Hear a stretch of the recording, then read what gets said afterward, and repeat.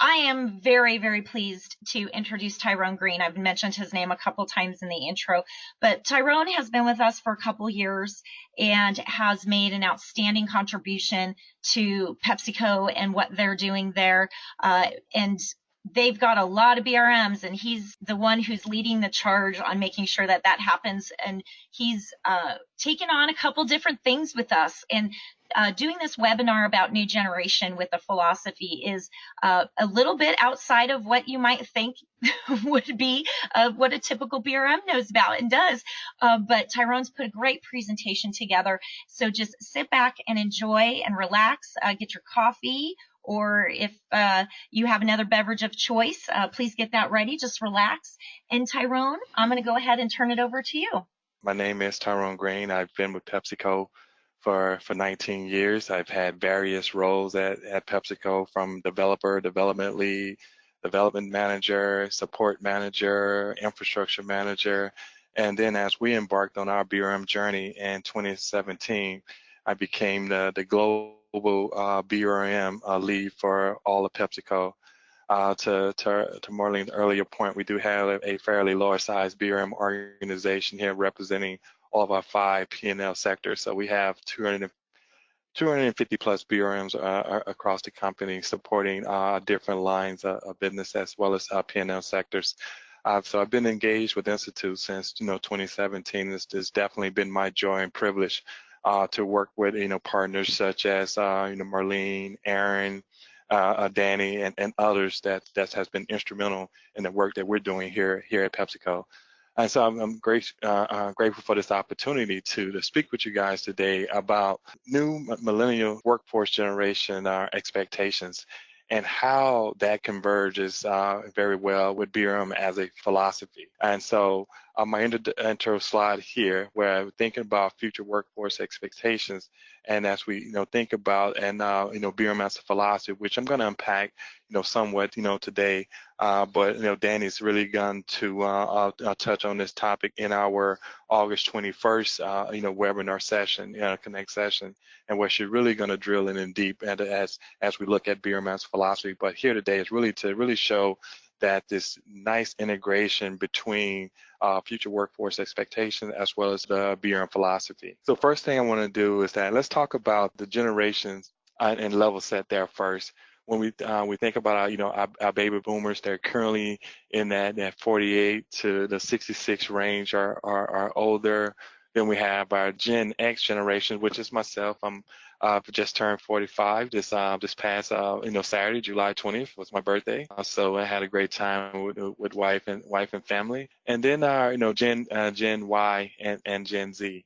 And as we unpack and have our discussion today, we're really going to be talking about a generational shift in the workforce.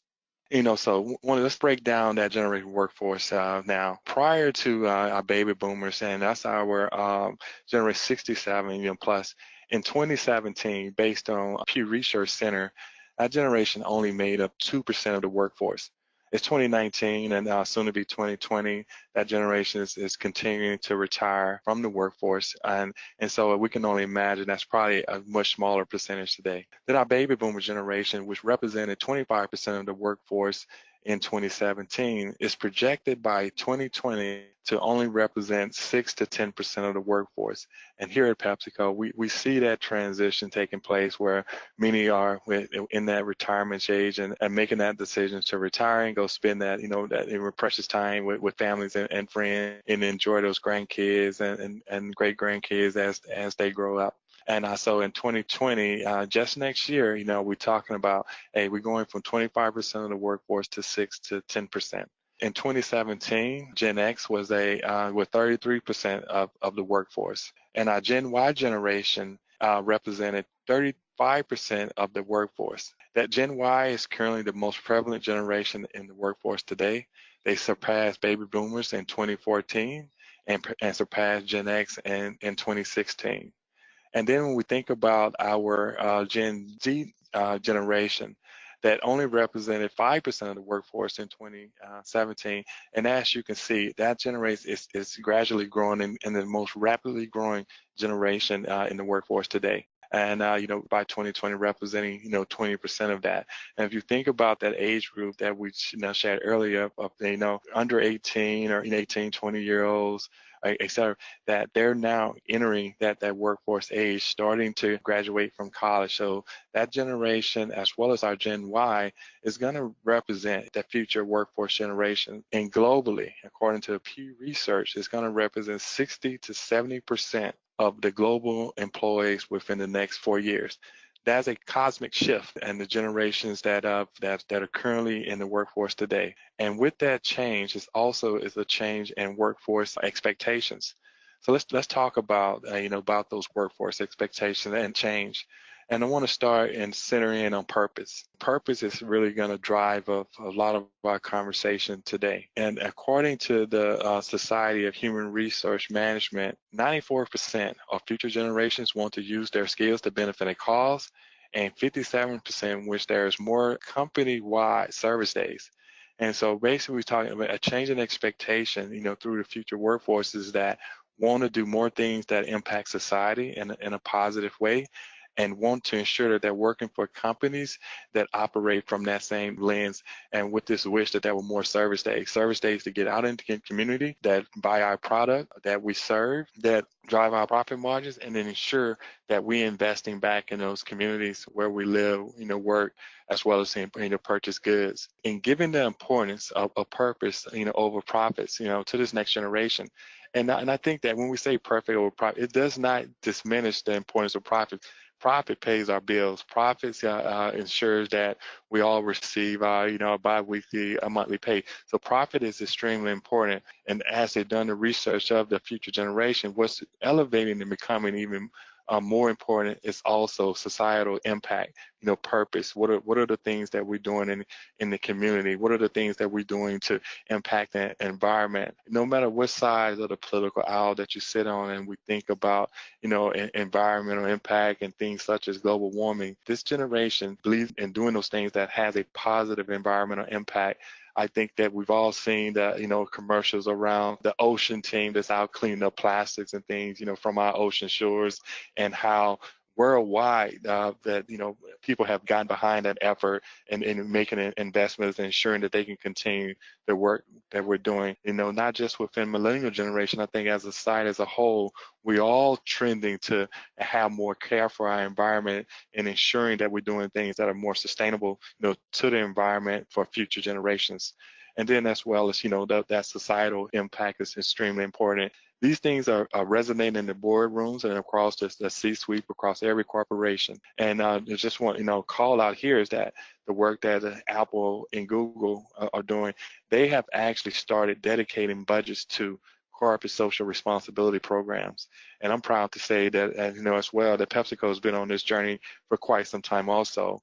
Prior to Ramon taking over as our CEO and president of all of PepsiCo, we had a mantra, performance with purpose, ensuring that there's purpose and performance in the communities where we service and sell our product, as well as where we are taking from the environment and communities to manufacture our product, such as partnership with farmers in communities where we're leveraging, water to develop and produce our, carbonated soft drink and other juices, ensuring that we're putting back into those communities, that we're driving efficient water use, and that we're ensuring that there's clean water, across the globe. As you sit here in the United States, it may or may not resonate with us, but around the world globally, there is clean water shortages, and we're making those type of investments as a part of our corporate social responsibility, programs, and that has continued, post Ingenuity and now in Ramon.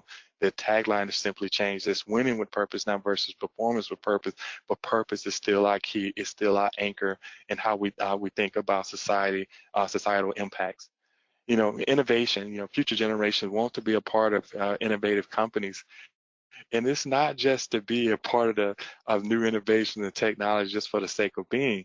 It's for how can we leverage that our innovative prowess as a company to aspire change and be a driving force for change and serving communities and making societal impacts. And then that leads us right into the heart and making that impact, and where future generations have made it clear that social impact is not only a want, but it's a need. When that generation now is graduating from college and companies want to ensure that we're hiring the best and brightest minds because we have aging workforces, people are starting to retire, and we want to make sure that we're retaining and attracting the best talent into our companies. It's no longer that, hey, well, I wish you was doing these social impact and corporate social responsibility program. It's an expectation. And they're going to be seeking and that, out of companies. And it's going to be one of the questions they ask, no longer just simply looking at profit and trying to discern, hey, there's a cyclical company from somewhere that I want to invest in the next several years of my life and much of my days. But also they're going to be looking at what are you doing, from a social impact standpoint? What is your corporate, social responsibility, strategy? And as aforementioned, Apple and Google, they have a dedicated budget, to these programs, and so does PepsiCo. And that's what our new future workforce and generations are truly going to be looking for. And when we talk about future generations, and I know I led off and I talked about the generations that are currently in the workforce and showing this transition, but I would also let you know that this is manifesting itself in Gen X's as well as in the baby boomer generations as well. So culturally, we're all changing, and we all have new expectations and what we expect out of the companies that we work for, as well as the companies that we buy a product from. And if future generations aren't motivated by money on the job hunt, they're basically aiming to make the world a better place. And working for companies that are compassionate, innovative, and sustainable. Not just the bottom line that's going to be that only motivating factor as we think forward. Future generations also, want flexible work schedules and flexible workplaces, for work from home. That's now manifesting itself in every corporation that you come and engage with. That everyone has a work from home policy. Everyone, now work from laptops with, VPN, secure, channels back into the enterprise. They can work on the road. They can work on vacation. They can work from home. And just as corporations recognize that was very, very important to future workforce generations, we also must recognize that these societal investments, societal impact, and the work that we're doing there is going to be just as important as a flexible work schedule, which began to truly manifest itself in my generation and Gen X, and then in what we was once called the millennial generation as they entered the workforce. Also, corporate learning is extremely important to future generations as they look for jobs where they can truly immerse themselves in all aspects of a business, where they can learn quickly and make a positive impact, early on. So basically, effectively onboarding and providing future generation with opportunities to learn and develop is going to be extremely important in not only attracting, but as well as retaining that future workforce, generation. And I see that playing out, every day, here with campus hires as well as interns that we bring in, that they may be, working in a particular function or area, but they're very inquisitive, about the company as a whole, other opportunities for employment at the company, and what other functions within the company. I had one intern just tell me just yesterday, hey, I want to learn all I can about PepsiCo, during my time here. So any opportunity that I have to do things outside of my direct IT function responsibility, please let me know, because I want to learn more about PepsiCo. And that's the spirit and energy that you see coming from campus hires, our interns, and this future workforce that we're discussing today. And responsibilities. As the future generation enter into the workplace, they want to be empowered to speak up, manage up, and take the lead on important tasks. And here again, it's something that I witness on a day basis. I just launched a IT podcast here at PepsiCo, and I got my two hosts are guys that were less than 4 years on the job. That they're my permanent host on our podcast as we bring in, very senior leaders, across the company, and just that comfort level they have in engaging in raw conversation with those leaders is very, very impressive. So when we think about those responsibilities that they seek to speak up, manage up, and take on important tasks, they want to ensure that those tasks are related to, things that we're doing in the community and in society. And if they don't see them transpire, guess what? They're going to ask. They're going to ask, what are we doing? And if we don't have the right answer, if we don't have the right programming in place, that's a great opportunity that we may lose that talent to someone else. So what does all of this bubble up to? It bubbled up into this idea of something that as I began to do the research here, and it's the triple bottom line. And in truth, I was looking at this from a framing of the double bottom line, as not only economic and profit, but it's also societal impact. But as I was having this discussion, with Danny, she brought to, oh, hey, you heard of the triple bottom line? So I went, done that research, and this image here explains it as a whole. It's really about what we just discussed. It's about not only looking at the company and attractiveness of the company through dollars and through profit margins and revenue, but it's also environmental and societal impact as well, social impact as well. So what are those things that we're doing from an environmental standpoint? So I talked about some of the things that PepsiCo is doing, talked about Apple and Google and their program, and those are just examples. There are hundreds of examples where companies are now looking at this as a value stream to ensure that sustainability, and then not just sustainability from an environment standpoint, but sustainability as a corporation, and recognizing that, hey, this could be the life and death of our enterprise if we don't go address these new changing expectations of our future workforce, and ensuring that we able to attract the brightest minds. And so that triple bottom line is looking at those environmental impacts of the things that we're doing. PepsiCo is about water sustainability. It's about reducing plastics and other things that we're doing in society. And from a social impact is investing in the communities where we work and serve and where we sell our products.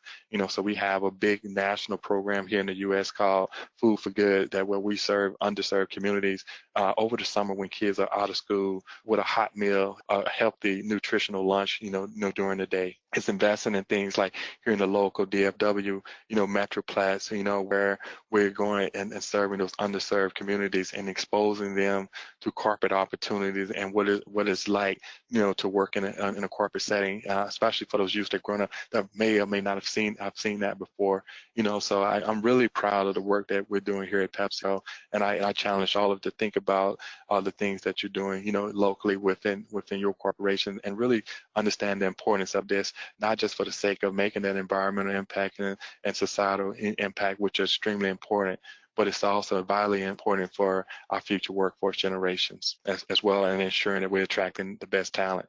So we started this conversation out, talking about this convergence or this clean integration between future workforce generations and BRM as a philosophy. So when we think about purpose, and it's really about, embracing BRM to meet tomorrow's workforce expectations.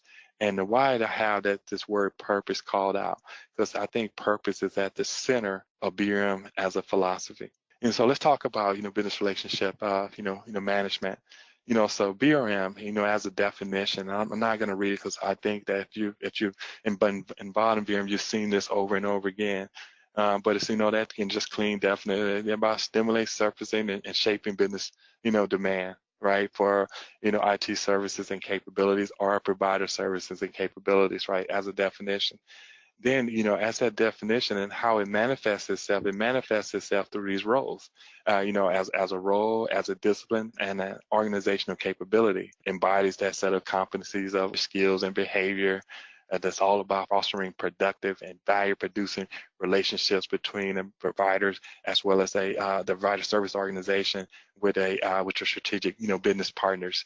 And, and the ideal as a role in the BRM is really about orchestrating, connecting, and navigating, organizations to drive value. That's what we do, and, as BRM.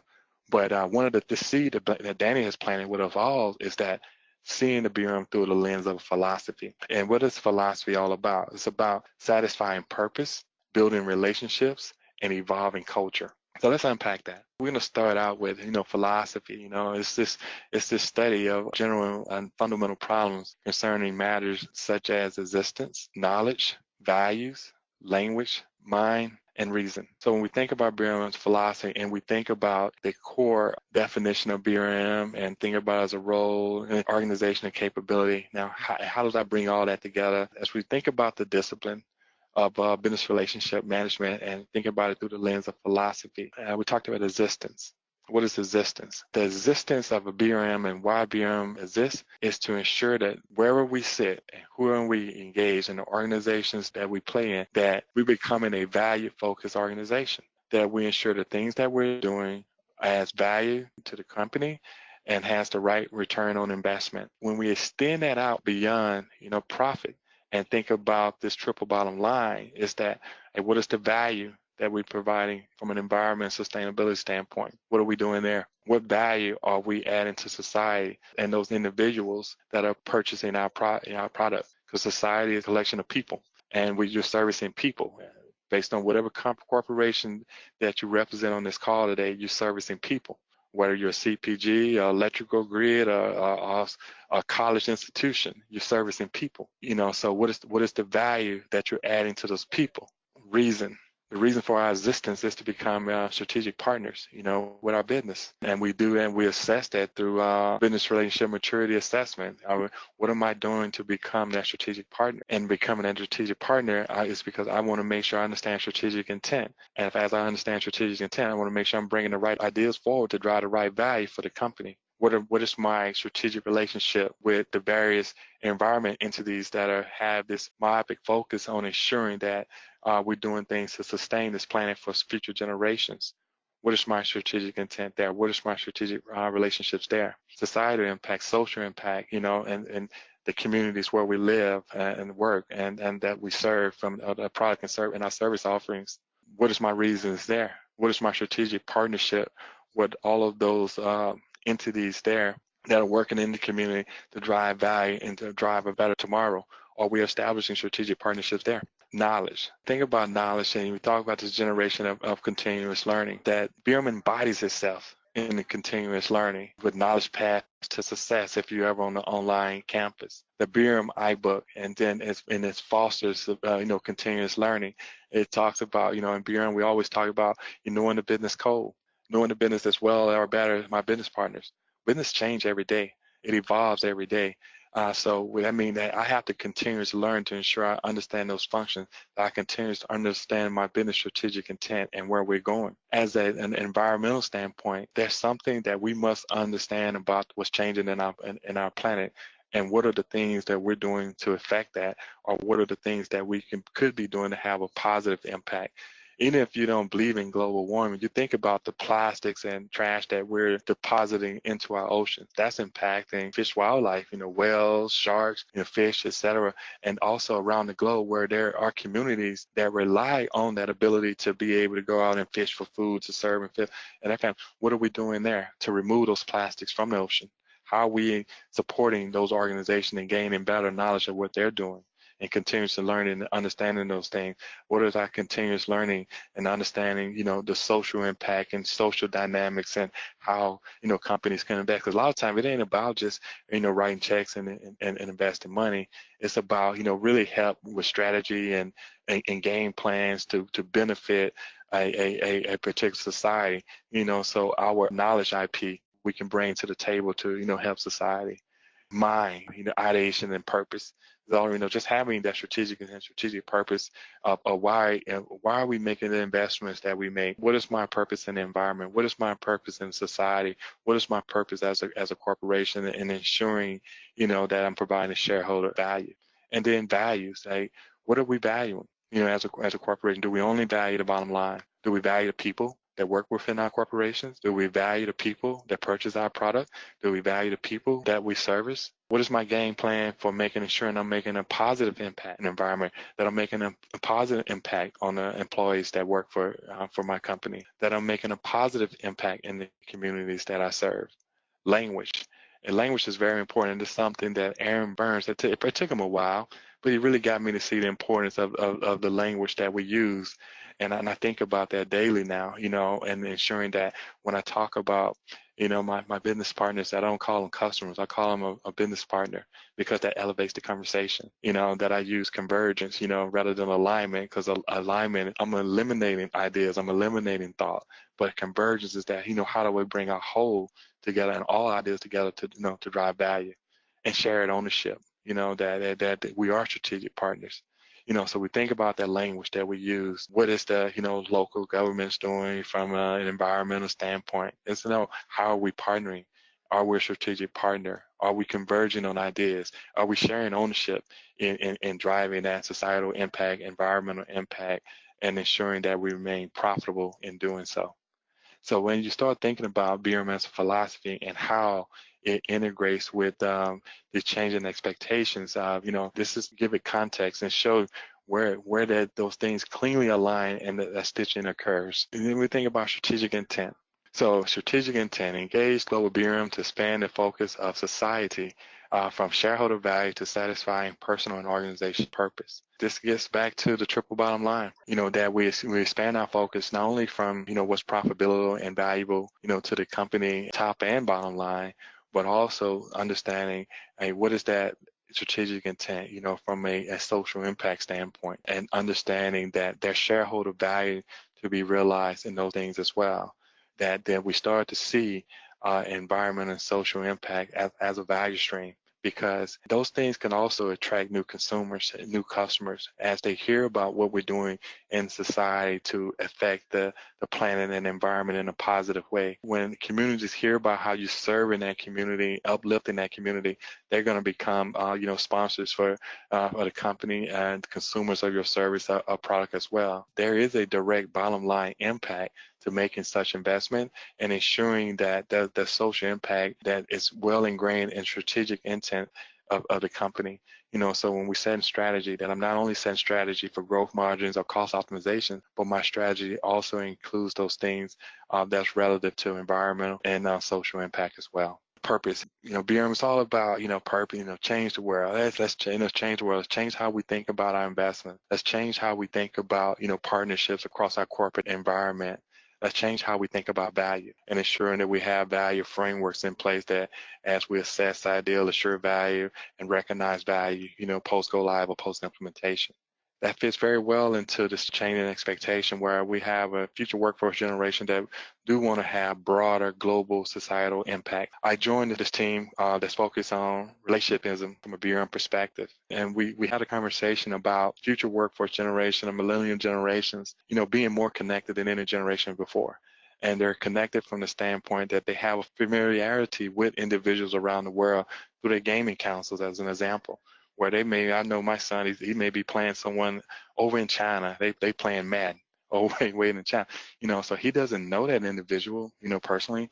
He probably doesn't have that care and that heart for that individual because he doesn't know him personally. He hasn't really engaged him physically. He knows him virtually. But that future generation, they think they know. They think they have a connection. Well, they do have a connection with that individual because now that it is in their psyche that I played someone and that sits in China and some community there on a gaming council. So think about the emotional feeling that individual will get if you hear about an impact of something that transpired in that country that may have impacted an individual. It's going to be top of mind. Thought, wow, I wonder what that means to such and such who I just played on my game council just yesterday. So when you think about that and you think about this changing workforce expectation and the technology that's at our disposal today, is that this future workforce, they do want to impact the world. They do want to change the world. They want to change the world through, recognize, value, organizational and personal, value. So organizationally, what are we doing to impact the world? What am I doing as a person to impact the world? And is that organization giving me a platform and a lift that I'm able to live out my dreams and expectations and desire to be a change agent positively across the world? Power and influence, that belief in leadership, that belief in self. I always was told that people don't lead companies, they lead leaders, they lead management. So this generation, that it's going to be extremely important that they believe in the leadership, not just that direct line manager leadership, but the leadership of the company, and ensuring that leadership has a focus on these things, and I believe in themselves that they can make that positive impact. BRM's philosophy bring that to light. Creativity, freedom to excel, instant change, instant impact. And we talked about, creativity, innovation, not just for the sake of innovation, but being able to make a positive impact, from that innovation, not just for, I'm going to introduce new technology, new process for the sake of doing so, but is it having a positive impact on my coworkers, on my company, and that society as a whole? And we talked about purpose. BRM's philosophy is rooted in purpose. And if we think about the change in workforce expectation, it's purpose that's driving them. It's purpose larger than themselves, larger than the company that they work for. They just want to be on board a plane, a boat, or ship that's focused on those same things, where their personal power can be elevated to make those impacts. relationships, and everything that we do is done through relationships. And traditionally, as we thought about BRM and we think about relationship, it's been very, focused on that direct strategic business partner relationship and having the relationships there. And as BRMs, it's also very important that we have key relationships with broad IT. And when I talk about BRM, I'm talking about BRM as a function within IT. BRM it spans outside of IT. The disciplines of BRM can manifest itself in any function of a corporation. So my centered focus is when I'm speaking here, I'm talking about BRM as a function within IT. So when we think about these strategic relationships, and an important relationship is about with my business partners, and it's also about with broad IT and ensuring I have the right strategic relationships there. But BRM's philosophy began to expand on that and understanding that people drive business. And as we talked about, people work for corporations. And so it's very important that we have an understanding of the changing workforce expectation, and people buy services and products.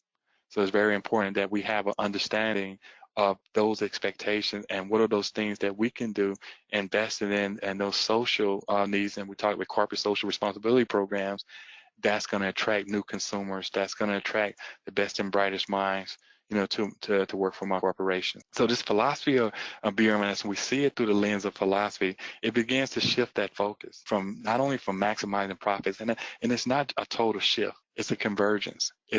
I'm not shifting, I'm bringing in purpose related to individual purpose, organization purpose, and overall societal purpose. I'm bringing in those things, and I'm forming what is my algorithm as it relates to the triple bottom line.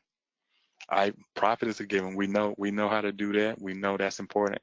But also, what are those strategic investments that we need to be making to ensure that we're driving value from a social standpoint? When we talk in relations, spreading the word, right? Our new generation is an always on generation, from sun up to sundown. They wake up, and so do we. And it's not just new generation. We're guilty as well as technology come online. The first thing many of us on this call, probably 95%, the first thing we do, we grab that phone when we get up in the morning. I want to see what alerts have come through. I want to see what's going on my social sites. I want to look at my schedule for the day and to know how I'm going to orchestrate my day. And so we grab that phone, that technology in-pocket computer that we all have now. So we're always on. And so how do we leverage that technology as a means of spreading the importance of some of the things that we're doing from a corporate social responsibility perspective?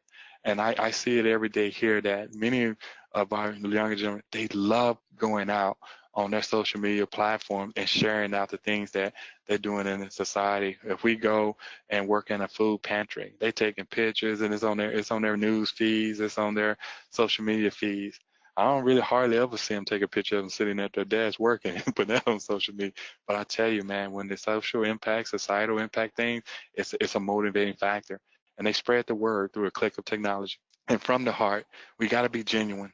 Because if you're not genuine, about these things, about social impact, they're going to fade away. Oftentimes, my leading indicator of value there is that direct impact I have on that individual. If I don't have the heart for what I'm doing, I'm not going to feel that. The lagging indicator of these things is that, I did attract a new consumer. I see revenue line go up. I see profit line go up. We feel that. We can celebrate that. But you got to have a heart for these things. And I think that through the philosophy of BRM, it brings that to light. That I can really feel and see that leading indicator of value and understanding the social impact that we're making through our corporate social responsibility programs and how that's aligning with the new workforce expectations. So, bringing this, full circle is when all of these things come together as a whole from a thought leadership standpoint, creativity, understanding the changing generations and expectation across all generations that's in the workforce today.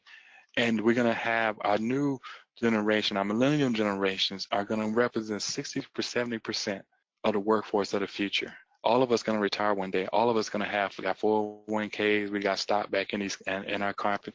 It's important to us also that we have the brightest minds, carry the torch once we retire and move on, because we want to make sure that stock price remain high, that we able to recoup those investments that we made as well.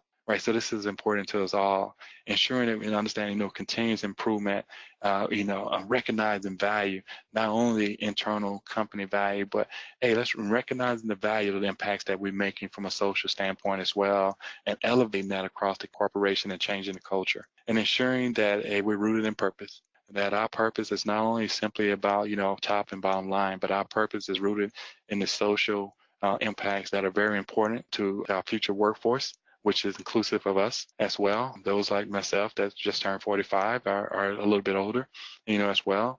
And that remains in the workplace today. Purpose is very, very important. And so we want to make sure we expand in that purpose across not only profit, but also societal impact and the triple bottom line. Bringing it all together, and this is my last slide, and we'll open up for questions. So just really want to, bring this two sides of the brain here. Really understanding these future, generation and expectations, and how the BRM, philosophy is a natural confluence. It's a natural coming together. Where we talk about, our future and purpose. In the BRM philosophy, we shift focus to satisfied purpose. And satisfied purpose is really not only the purpose of the corporate organization purpose, also individual and overall societal purpose as well. Impact is the BRM triple bottom line. People, purpose, and planet. And you see that the purpose, the triple bottom line that I shared earlier, and that's more coming from a, general corporate. Look at the alignment there, and how embracing BRM as a philosophy really positions an organizations, very, very well to meet those future workforce expectations. Empowered. In the BRM philosophy, we recognize the value of personal power and influence. Innovation. In the BRM philosophy, we understand creativity must be fostered in order to drive innovation. Continuous learning. Continuous improvement and learning is ingrained in the BRM fabric. We talked about that in the BRMI book, and just this the continuous learning journey, that we all own as BRMs. This is how the BRM philosophy confluences very well with future generation expectations, and that future is now. So as we embrace BRM and the practice and the discipline of BRM, we must also begin to embrace it, as a philosophy, and understand how that philosophy could change a culture, and how the changing of that culture is important to the sustainability of all corporations, from both a profitability standpoint as well as environmental and social, which is going to drive profitability in the future. So I want to thank you for your time, and we'll open it up for questions at this time. Tyrone, can I just tell you how happy you've made us with everything that you just shared and tying it to BRM? It's really exciting to see how the things we've been doing at the Institute have been able to have such impact on organizations as well as generations. So thank you for pulling this all together. I do have some questions. You mentioned relationshipism. What is that? So relationshipism is really understanding at the binary level, what is a relationship? So we get into really start to unpacking what is a true relationship and why those things are important. And so I had one session with the team, which was great, and we was having a conversation around, what is a relationship, and a personal relationship, and that's all about having an emotional connection, and with an individual. And if I have an emotional connection with that individual, I have what? I have care. I have care for that individual. And so when I have care and I have that emotional, connection, and it don't even have to be physical, but physical connection with that individual, and then I operate different, right? I care. So the things that I start seeing and understanding that individual purpose, I have a intently listening ear. So it's really all about really just understanding relationships, and understanding that I think we all, on this call have been working for probably some time, and even if you haven't, that we get our work done through relationships, right? And just imagine that, as you understand the importance of relationship, how to engage and groom and grow a relationship, and understand the emotional intelligence, emotional feeling one have in a relationship, what that could do for, one and the work that we do. Wonderful. Could you also share with us, from your perspective, how BRM Institute is helping bring relationship to the forefront? Yeah, I think that for me, the Institute, even before if I joined the task force, that looking at relationshipism, that one of the things that was really important that it was Aaron Barnes who really crystallized it for me. The strategic partnerships, that we have, with our business partners, and the drive of strategic, partnerships, and the importance of establishing that relationship. Because when I established that relationship and I talked about, and then relationship is really starting to crystallize it when we talk about having that emotional connection and that care, is that when I have that relationship, guess what happens? Even in my continuum of learning and learning a new business function, if I have that relationship with that business partner, he's going to invite me to the table. He's going to give me a seat at the strategic table with an appreciation that I'm learning and I'm gaining the expertise I need to be able to drive value in that space. So Aaron helped crystallize for me and through our training. And one of the things that we focus on is the importance of relationships. And we talk about it through our, business relationship maturity, assessment. And how do I get to a strategic, partner? I gotta have the right relationships and understand the individuals that I need those relationships with. Fantastic. I do have a comment that this was an excellent presentation, and thank you very much for doing this. PepsiCo is a very culturally, socially sophisticated company. What would you say to BRMs in an environment that is not quite there yet? What are the 3 most important actions they could take? I think that as far as, and this is relative to relationships, right? Just get started, right? And understand what's going on, locally, in your community. And honestly, you can do that by talking to your employee workforce. So we have employee resource groups, here at PepsiCo. You establish an employee resource group, and honestly, that's where the ideas are going to come from. At the top, you just need to support it, right? You need to support it. You need to put an edict out that this is something important to the corporation, something that we want to do. Give the challenge to employees within your corporation. They're going to know the things that's happening locally in their community and going to be much more well connected than, even probably some of those individuals at the C-suite. Let them bring those ideas forward. So I would say get started and get your employees engaged.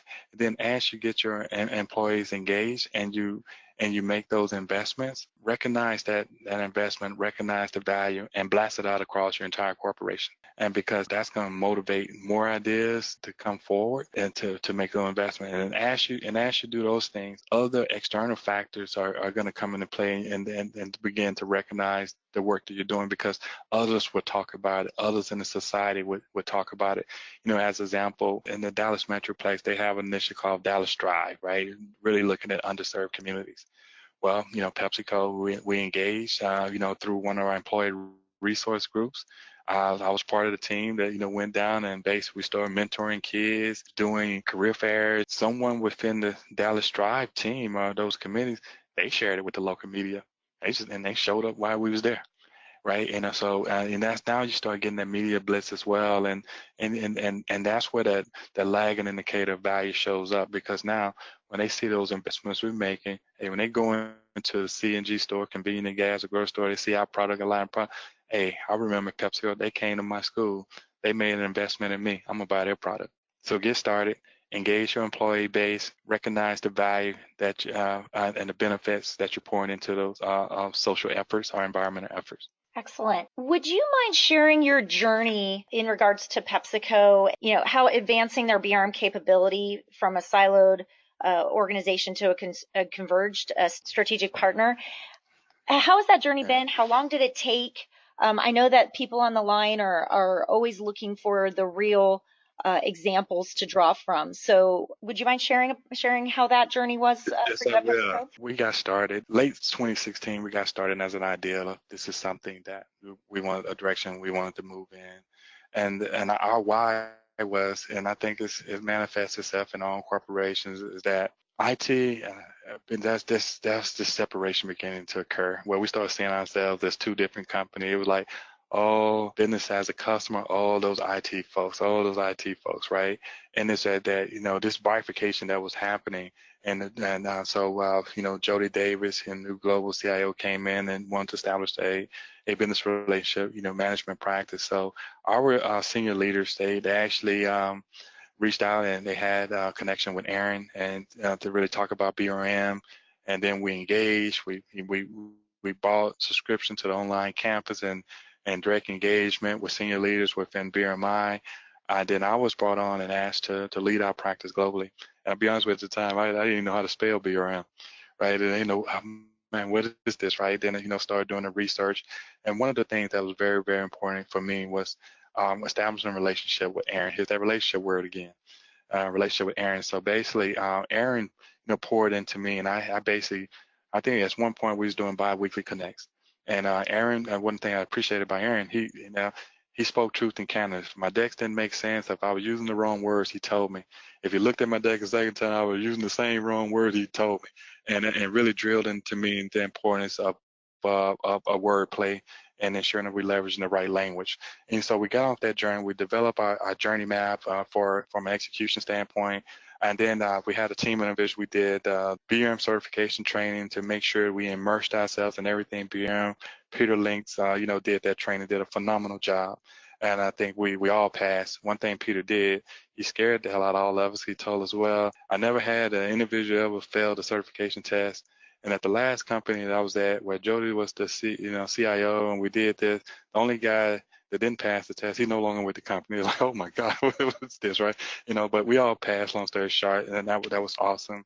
And then after coming out of training, a lot of various models. How do I take these models and apply it to PepsiCo and what we do? So we went through and looked at it, and we identified, those focus areas of things that we want to focus on, such as, business capability road mapping, relationships, as well as value, our value framework. Internally, we built our own kind of train the trainer, modules, really started spreading the word and training all of the population across BRM on these new terms, new definitions, and new models. Put together a global team that I was leading to really drive the BRM discipline across all of our various sectors. So we spent a lot of time in continuous learning and training. Then we started to instrument those models and putting those models into play. And we ingrained those models in existing processes. So we had an existing project lifecycle management, methodology. Well, what we did, okay, well, you know what? Our methodology don't include strategy. It doesn't include our roadmap. We incorporated that in. So we booked in that our PLM with strategy and value recognition. Okay, so now we began to ingrain it into the work that we was doing on every day. Then we say, okay, do we have the right tool and instruments as well? So began to look at our PPM tools and capabilities, ensuring that we were not only measuring the financials and other technical risks associated with a project. We also began to look at value, as well, and incorporating those things. We put task force in place to give key areas of focus, things such as really just defining the BRM role internally to PepsiCo. What is the expectations? What are the competencies? What are the from a races standpoint, roles, accountability and responsibilities for BRMs. We looked at business analyst roles, as well. What are their responsibilities? How do we train and grow them up? And we also put in plans in place and I talked about training an initial group, but we wanted to make sure we train everyone within our BRM practice on BRM and got their certification. So that's a journey that we're still on to get everyone trained. And, but it's just a lot of time went into the discipline, into learning. It definitely needs to be leader-led and have leadership support. And we focused on, one, getting the IT house in order first. So we wanted to ensure that we had our house in order before we began socializing things directly with our business partner. And what we used to say, we want them to notice the difference. We want them to ask and state the difference before we tell them what we're up to. And that began to happen. And you start hearing comments, man, IT is showing up different. Wow, man, they've taken on a lot of responsibility. You say, oh, I'm the single, my single focal point, for everything IT. Yes, I am. I don't solve all the problems, but you can bring all your problems to me. I'm gonna orchestrate and bring the right people to the table. They began to see and feel that. And then we went and very simply, we created pamphlets to really socialize the BRM discipline and the work that we were doing. And we took the house of BRM. And we broke that house down, starting with the foundation pillars all the way to the roof, and we started sharing that with them. Then it's, okay, so that's why you're doing those things that you're doing. Okay, great. So now they had that understanding. Then we started layering in value, things that they were already doing when they think about it, but on the front end of an initiative, but when we didn't have value assurance in place, we didn't have value recognition in place, and start bringing those things to the table with our business partners as well. And now across business and IT, like everybody's talking about value. We changed the culture. Yeah, no, thank you, Tyrone. That was a great answer. So you are involved and passionate about being involved. How do you recommend other people get involved in the global BRM community and why they should? Make sure you're following the online campus. So if you have a subscription to the online campus and those pages that you're of interest of, you make sure you're following those pages. Make sure you're following the BRM General Counsel, right? And that's individual, and that's where we make a lot of publication announcement by various task force and the things that we're doing. Like I said earlier, I didn't state it earlier, but I'm a member of the BRM Leadership Council. And what we do, we partner, back with the Broad Institute and, understanding where we're taking the BRM, discipline and philosophy and bringing our real world experience, to the table. And you're making recommendations, taking things, put them to the test that's coming through the institute. And so we also create task force and things that we want to go off and research, and we post those out there to the General Counsel site as well. So if you're in if you have an online subscription to the online campus, follow that General Counsel. We're making a lot of announcements there. If you don't, you need to join. And there's a lot of great content there, a lot of things that you're trying to solve in your corporate generation today has already been solved, and there's a lot of great content that's posted out there. Get onto the online campus and get involved. It's a lot of fun. Wonderful. Well, thank you. You're right. It is a lot of fun. And then I just have a closing comment, which is this has been an awesome webinar. Thank you so much for everything you have shared with us. They feel it's the best webinar BRM Institute has ever done. So thank you so much.